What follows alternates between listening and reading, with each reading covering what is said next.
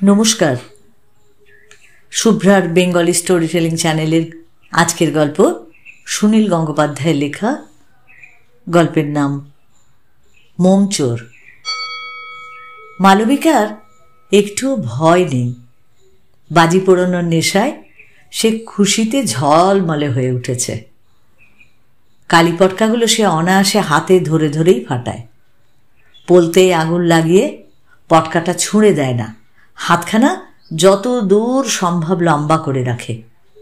মুখখানা তার হাসি আর উত্তেজনায় অপরূপ হয়ে ওঠে। শেষ মুহূর্তে সেটা শূন্যে ছুঁড়ে দেয়। মাটিতে পড়ার আগেই দুম করে ফাটে। অভিজিৎ আর রণদেব চেঁচিয়ে ওঠে, এই কি হচ্ছেটা কি? হাত পুড়ে যাবে, হাতে ফাটবে। মালবিকা খিলখিল করে হেসে দু একটা পটকা ওদের দিকেও ছুঁড়ে দেয়। একেবারে রণদেবের মুখের সামনে দুম করে শব্দ হয়। রণদেব এক গাদা বাজি কিনে এনেছে, অন্তত 20-25 টাকা তো হবেই। পটকা, তুবড়ি, হাওয়াই, রংমশাল। রণদেবের মনে আছে ছেলেবেলায় মুঙ্গেরে দেখেছিল দেওয়ালির দিনে মালবিকাকে বাজি নিয়ে হৈ হৈ করতে। রণদেব নিজেও অবশ্য তখন বাজি নিয়ে খুব মেতে উঠত। নিজের হাতে সে উড়ন তুবড়ি বানিয়ে সবাইকে তাক লাগিয়ে দিত। কিন্তু এখন আর তার ওই সব শখ নেই। গত 4-5 বছর দেওয়ালিতে রণদেব একটা বাজিও চোখে দেখেনি। ছেলেবেলায় চেনা সেই মালবিকার সঙ্গে বিয়ে হয়েছে তারই বন্ধু অভিজিতের। এ কথা রণদেব যখন শুনল বেশ খুশি হলো। অভিজিতের বিয়ের সময় সে এখানে ছিল না। 10 দশেক আগে অভিজিতের সঙ্গে হঠাৎ দেখা হয়ে যাওয়ার পর সে রণদেবকে জোর করে নিয়ে এলো বাড়িতে। তখন বন্ধুর স্ত্রীর সঙ্গে ভাব জমাবার জন্য রণদেবের একটুও সময় লাগলো না। মালবিকাও তাকে দেখেই চিনতে পেরেছে। আজ তাই রণদেব এক গাদা বাজি কিনে এনে হাজির হয়েছে। আজ তার অন্য কোথাও যাওয়ার ছিল না। আর এত দুমদাম আওয়াজের মধ্যে ঘরের মধ্যেও চুপ করে বসে থাকাও যায় না। আওয়াজের হাত থেকে বাঁচবার একমাত্র উপায় নিজেরও আওয়াজ করা। মালবিকা ঠিক আগের মতোই ছেলে মানুষ আছে। একবার অবশ্য বলল, ইস, এত টাকার বাজি কিনেছ, খুব বড়লোক হয়েছ বুঝি। কিন্তু পর মুহূর্তে বাজিগুলো ধ্বংস করার কাজে সে লেগে গেল। বাড়ির সামনে ছোট্ট একখানা চত্বর, সামনে লোহার গেট। সেই চত্বরে দাঁড়িয়ে বাজি পোড়ালো ওরা। দেওয়ালে জানলায় মোমবাতির মালা, রাস্তায় ছোট ছেলে মেয়েদের ছুটোছুটি। অভিজিৎ শব্দ করা বিপজ্জনক বাজির তেমন ঠিক উৎসাহী নয়। সে স্মিতমুখে রংমশাল জ্বলছে মাঝে মাঝে। মালবিকার ঝোঁক ওই পটকা বোমা ফাটানোর দিকে। 2-1 পটকা শেষ পর্যন্ত ফাটেও না, মাটিতে পড়ে পোলতেটা জ্বলতে থাকে। সবাই চেয়ে থাকে উদ্গ্রীবভাবে, কিন্তু শব্দ আর হয় না। মালবিকা রণবীরের দিকে চেয়ে ঠাট্টা করে বলে, কি যাতা বাজি এনেছ, একদম ফাটে না। অভিজিৎ তাড়াতাড়ি বলে, বাহ, রণদেবের দোষ কি? ও তো আর বাজিগুলো বানায়নি, পয়সা দিয়ে কিনে এনেছে। আজকাল তো জানো না, সব ব্যাপারেই ফাঁকি। গেটের ওপাশে দাঁড়িয়ে আছে একটা 10-11 বছরের ছেলে। যে পটকাগুলো ফাটে না সে সেগুলো দৌড়ে এসে কুড়িয়ে নেয়, আবার ছুটে চলে যায় গেটের ওপারে। রণদেব তাকে লক্ষ্য করে জিজ্ঞাসা করে, ওই ছেলেটা ওই খারাপ বাজিগুলো কুড়িয়ে নিল কেন? কি করবে ওই দিয়ে? মালবিকা বলল, তাও জানো না? বিলেতে গিয়ে কি সব ভুলে গেছ? ওই কালী পটকাগুলোর মাঝখানটা ভেঙে আগুন ধরালে ফুলঝুরির মতন একটু জ্বলে। ও তাই নাকি? হ্যাঁ, মোমবাতিটা নিভে গেছে, জ্বালিয়ে দাও তো। ওই ছেলেটাকে কয়েকটা ভালো বাজি দিয়ে দাও না, অনেক তো আছে, দাও না। ওদেরও বেশি আনন্দ। ছেলেবেলায় আমরা মুঙ্গেরে কীরকম মজা করতাম, মনে আছে? হ্যাঁ, সব মনে আছে। তুমি তখন বড্ড ঝগড়া করতে। মোটেই না। এই খোকা, এদিকে এসো, বাজি নেবে? ছেলেটা 1-2 পা করে গেটের ভেতর এলো। তারপর আবার কি ভেবে পেছনে ফিরে ছুটে পালিয়ে গেল। অভিজিৎ বাড়ির ভেতর গেছিল হাওয়াই ওড়াবার জন্য একটা বোতল আনতে। সে একটা অ্যালুমিনিয়ামের ডেকচিও নিয়ে এলো। এক পাতা কালি পটকায় একসঙ্গে আগুন দিয়ে ডেকচি চাপা দিলে খুব মজা হয়। তখন ডেকচিটা লাফাতে থাকে, কিন্তু সবকটা পটকা অবশ্য ফাটে না, দু একটা থেকেই যায়। সেই ছেলেটা আবার দৌড়ে এলো পড়ে থাকা পটকাগুলো কুড়িয়ে নেওয়ার জন্য। রণদেব বলল, ছেলেটা ভারী অদ্ভুত তো, ওকে ভালো বাজি দেওয়ার জন্য ডাকলাম, তখন এলো না, কিন্তু কুড়িয়ে নিতে দেখো আবার এসেছে। অভিজিৎ বলল, কোন ছেলেটা? তারপর ছেলেটাকে দেখতে পেয়ে অভিজিৎ প্রচণ্ড ধমক দিয়ে বলল, এই তুই আবার এসেছিস, দাঁড়া, এবার তোকে পুলিশে দেব। মালবিকা জিজ্ঞাসা করলো, ও চোর বুঝি? তুমি জানো না প্রত্যেকবার সব মোমবাতি চুরি করে নিয়ে যায়? মালবিকার বিয়ে হয়েছে 8 মাস আগে। আগের দেওয়ালিতে সে পাড়ায় ছিল না। হাসতে হাসতে বলল, তা ছেলে মানুষরা তো একটা আধটা মোমবাতি নেবেই, আমরাও অন্যদের বাড়ির পাঁচিল থেকে নিয়ে নিত, তাই না রণদেবদা? অভিজিৎ বলল, একটা আধটা নয়, পাড়ার সব বাড়ির মোমবাতিও সাফ করে দেয়, সারা বছর ধরে বোধহয় সেগুলো জ্বালে। মালবিকা এগিয়ে গিয়ে জিজ্ঞাসা করলো, এই খোকা, তোমার নাম কি? ছেলেটা উত্তর দিল না। মালবিকাকে এগোতে দেখেই এক ছুটে পালিয়ে গেল। অভিজিৎ বলল, ওর নাম মানিক, ওই পাশের বস্তিটায় থাকে। রণদেব বলল, এখনো তো অনেক বাজি পড়ে রইল, নাও ফাটাও, কখন শেষ করবে? মালবিকা বলল, এত বাজি এনেছো, এ কি আর ফুরোনো সহজ? অভিজিৎদের বাড়িতে বাচ্চা ছেলে মেয়ে কেউ নেই, বাচ্চারা ছাড়া বাজি পোড়ানো বেশিক্ষণ ঠিক জমে না। তাছাড়া আর একটা কাণ্ড হয়ে গেল, মালবিকাও পরে আছে সিল্কের শাড়ি। একবার নিচু হয়ে রঙ্গশাল জ্বালতে গিয়ে তার আঁচলে আগুনের ছোঁয়া লাগলো, সঙ্গে সঙ্গে দপ করে জ্বলে উঠল সেই জায়গা। মালবিকা দারুণ ভয় পেয়ে ও মাগো, ও মাগো বলে চেঁচিয়ে উঠল। রণদেব জানে এই সময় মাথা ঠান্ডা রাখতে হয়, ব্যস্ত হয়ে হুড়োহুড়ি কিংবা চেঁচামেচি করলে কোনো লাভ নেই।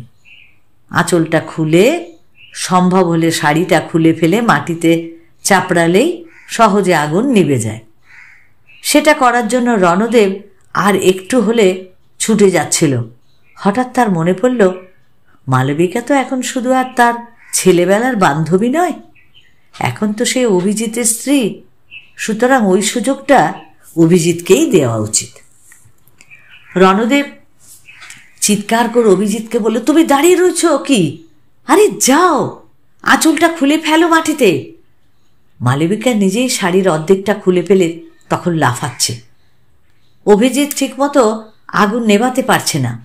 তখন রণদেব গিয়ে বুট শুদ্ধ পা দিয়ে আগুনের ওপর চাপড়াতে লাগলো। সাংঘাতিক কিছু ব্যাপার নয়, একটুতেই আগুনটা নিভে গেল। মালবিকার শাড়িও বেশি পড়েনি, ইঞ্চিখানিক জায়গা ঝলসে গেছে। রণদেব বলল, বাবা, কি চেঁচামেচি শুরু করেছিলে! বাজি ফাটাবার মতো সময় এত সাহস, আর সামান্য একটা আগুন দেখেই এত ভয়? মালবিকা বলল, মোটেই আমি আগুন দেখে ভয় পাইনি।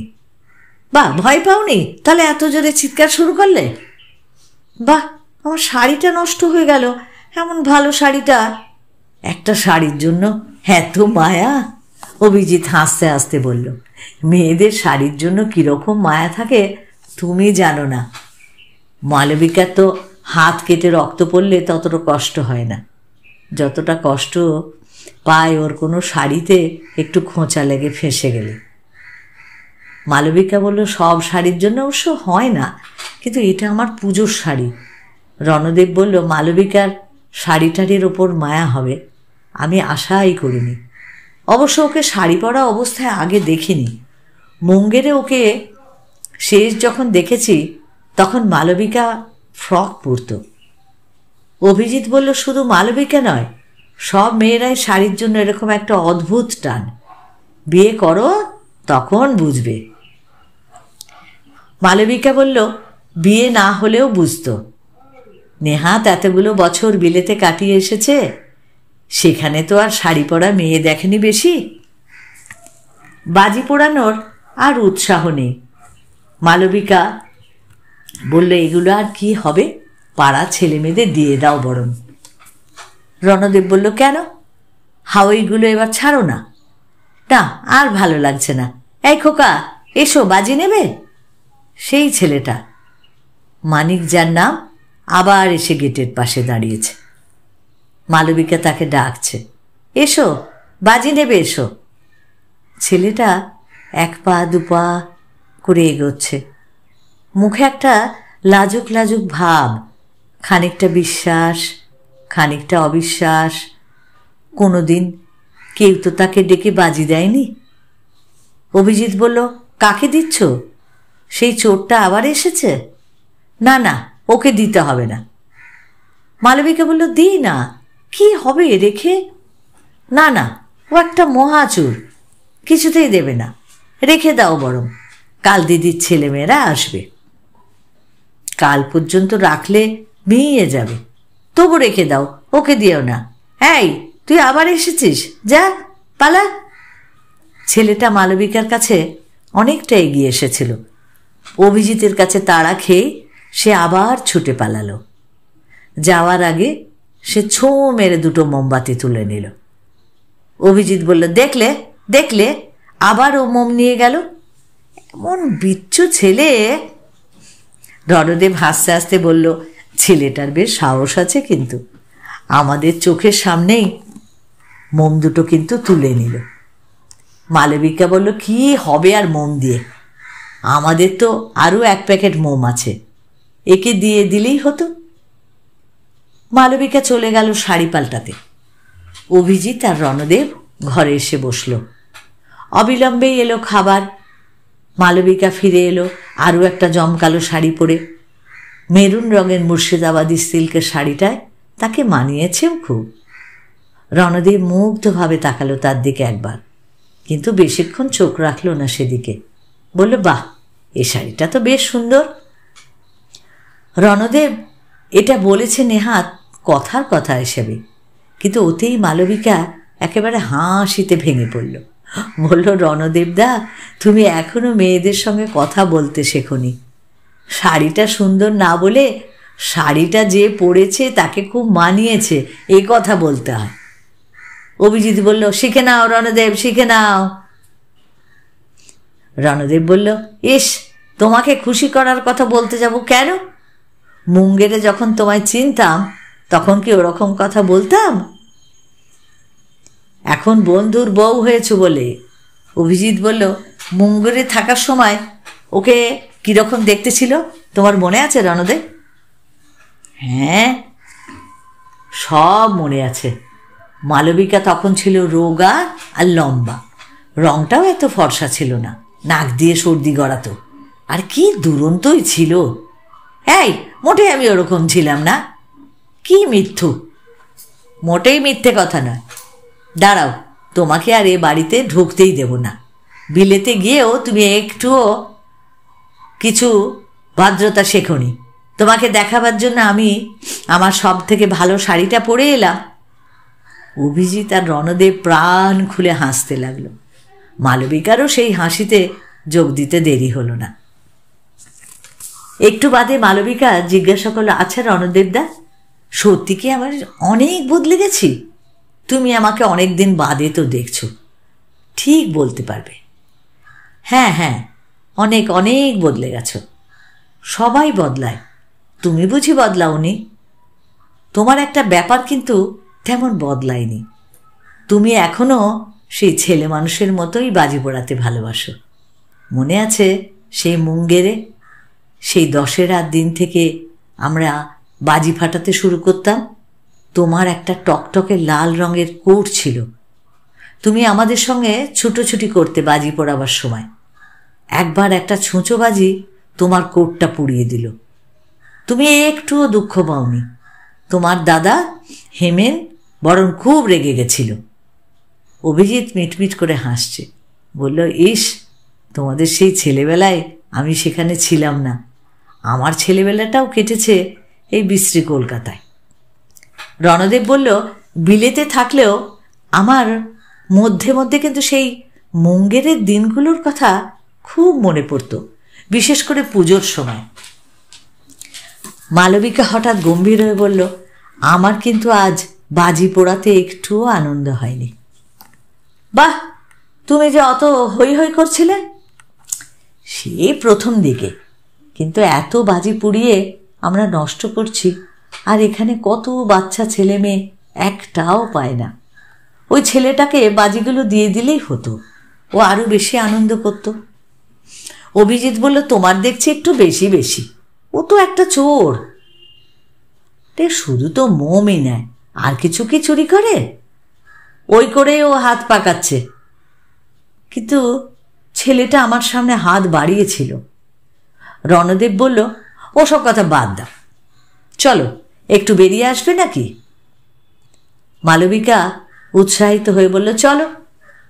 অভিজিৎ বলল, পাগল, আজ রাত্রে কেউ বেরোয়? কখন মাথায় এসে উড়ন তুবড়ির খোল পড়বে? বাহ, গাড়ি আছে তো, গাড়ি থেকে নামতে হবে তো একবার না একবার। বাবা, তোমার এত ভয়? রণদেব বলল, ঠিক আছে, নামতে হবে না, চলো চৌরঙ্গি পাড়ায় কোথাও আজ খেয়ে আসি সবাই মিলে। ওখানে তো আর বাজির ভয় নেই। তোমাদের বিয়ে উপলক্ষে আমার তো এমনিতেই একদিন খাওয়ানো উচিত। মালবিকা বলল, আজ নয়, আজ আমাদের বাড়িতেই ভালো রান্না হচ্ছে। রণদেবদা, তুমি আজ এখানে খেয়ে যাবে। কোনো আপত্তি নেই। কথায় কথায় বারবার এসে পড়তে লাগলো সেই ছেলেবেলার গল্প। রণদেব মাঝে মাঝে বিশ্বাসই করতে পারছে না এই সুন্দরী, স্বাস্থ্যবতী, সুসজ্জিতা মহিলাটাই সেদিনের সেই ছটফটে কিশোরী মালবিকা। মুঙ্গেরে মালবিকাদের বাড়ির অবস্থা তেমন ভালো ছিল না, কিন্তু এখন সে বেশ বড়লোকের বউ, আর বেশ মানিয়েও গেছে। মালবিকা একবার 4টে তুবড়ি চুরি করেছিল তাদের বাড়ি থেকে। সে ঘটনা রণদেবের মনে আছে, কিন্তু ইচ্ছে করেই উল্লেখ করেনি। মালবিকার স্বভাব মোটেই খারাপ ছিল না, ভারী সরল আর দুরন্ত মেয়ে ছিল। সে যে ওভাবে আঁচলের আড়ালে তুবড়ি নিয়ে যাবে এটা কেউ ভাবতেই পারেনি। মালবিকার দাদা হেমেনি সেটা দেখে ফেলে। মালবিকার তখন সেই কি কান্না! সেরকম কান্না আর কোনো মেয়েকে এ পর্যন্ত কাঁদতে দেখেনি রণদেব। অভিজিৎ রেকর্ড প্লেয়ারে একটার পর একটা রেকর্ড চাপিয়ে যাচ্ছে, কিন্তু বাইরের গোলমালে গান শোনার উপযুক্ত আবহাওয়া তৈরি হতে পারছে না। খানিকটা বাদেই সে শুরু করলো চাকরির গল্প। দুজন পুরুষের দেখা হলে বেশিক্ষণ এই প্রসঙ্গ সে চেপে রাখতে পারে না। খাওয়ার ডাক পড়েছে, ওরা সবে মাত্র খেতে যাওয়ার জন্য উঠে দাঁড়িয়েছে। এমন সময় বাইরে একটা প্রচণ্ড গোলমাল শোনা গেল।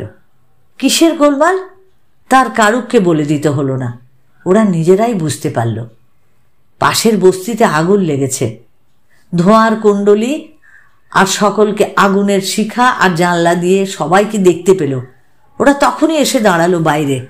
লোকজনের ছুটোছুটি আর প্রচণ্ড চিৎকার। 2টো ছাগল, একটা গরু ছাড়া পেয়ে দিশে হারার মতো ছুটছে। দমকল ডাকতে গেছে 2-1 জন, তারা এখনো আসেনি।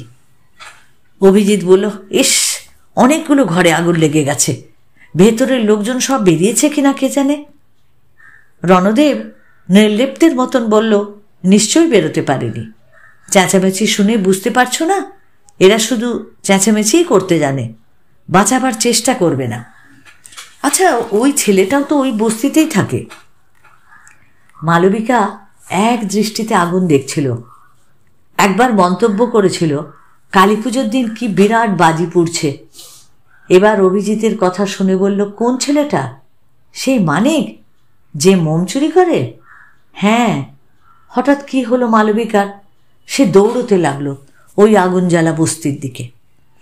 অভিজিৎ আর রণদেব ছুটে এসে ওকে আটকাবার চেষ্টা করলো, কিন্তু ধরে রাখতে পারে না কিছুতেই। মালবিকা তেতো গলায় বলল, তোমাদের লজ্জা করে না? মানুষ পুড়ছে আর তোমরা দাঁড়িয়ে আছো। অভিজিৎ ধমক দিয়ে বলল, কি পাগলামি করছো? আমরা কি করব? দমকলের লোক এসে যা করার করবে। তুমি আমাকে ছেড়ে দাও, তুমি না পারো তুমি দাঁড়িয়ে থাকো। আমি ওই ছেলেটাকে। মালবিকা যখন সত্যি সত্যি আগুনের মধ্যে ঢুকতে যাচ্ছে, তখন রণদেব ছুটে এসে শক্ত করে হাত চেপে ধরল। তারপর বলল, তুমি দাঁড়াও, আমি দেখছি। শাড়ি পরে তুমি ওই আগুনের মধ্যে ঢুকে কাউকে বাঁচাতে পারবে নাকি? তুমি নিজেই মরবে। সরে যাও, সরে যাও, একটা বাঁশ ভেঙে পড়ছে। মালবিকা বলল, রণদেবদা, আমি জানি, চেষ্টা করলে তুমি ঠিক পারবে। রণদেব গায়ের কোটটা খুলে রেখে ঠান্ডা মাথায় এগিয়ে গেল। যেদিকে আগুন লাগেনি সেদিক দিয়ে ঢুকতে গেল। তার মধ্যেই এসে গেল দমকল।